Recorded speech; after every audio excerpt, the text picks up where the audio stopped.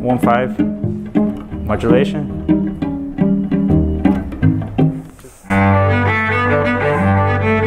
Music makers aren't the only ones having fun at William Harris Lee. The makers of the instruments, they're having a blast too. That's one for bass, there's one for violin and viola. This is the one I use for cello. This is very difficult to work with because I told you the grain goes this way, but it's also like an S. So we really don't use a lot of machinery. We rough out things with that. The rest of this I will do by hand. I make it from start to finish, varnish them, and over the years I'm still learning every day. I keep trying to improve every day. I work a lot of hours because I do get paid by the piece. I don't get paid by the hour. I just like creating things. Every time I finish an instrument, it's one of a kind. It's something I could do for 100 years and never make the perfect instrument. I never have. But it's something that's kind of fun to me. Here, and this had original Frank Lloyd Wright glass in it. Bill Lee, the man whose name's on the door, grew up in Chicago and founded the company here 40 years ago. You know, middle class, working class neighborhood, and a friend of our family's was a violin maker. And Chicago had such a strong history of music education and musical instrument building.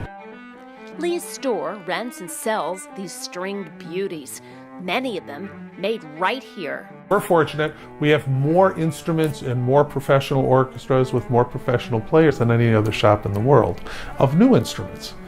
Now, that being said, there's a lot of people that own, old instruments. These are a lot of antique instruments. Is that drawn on? No, that's actually inlaid. This is a violin by Stefano Scarampella. It's a remarkable example of his work. It has some little bit of wear. It was used by a professional musician. This is an instrument that sells for $185,000. Yeah, I've been in the shop my whole life. I grew up here. Eli, Bill's son, wears lots of hats. Helping makers, learning bits and pieces of kind of the whole that goes into these instruments. They are incredibly detailed pieces of art. And so now we have at least 3,000 rental instruments out nationally. The goal is that somebody who is starting renting an instrument with their 2 or 3-year-old child will build up, hopefully to purchase something that one of our makers has made, or one of our workshop instruments, or maybe even an antique instrument. We have a real culture of instrument making. We're doing this all the time. And instrument making is like instrument playing. You want to be good at it, you have to practice it. You have to be doing it all the time. It's a great job because the older you get, no one tells you to retire. The more experience I have, the better I get.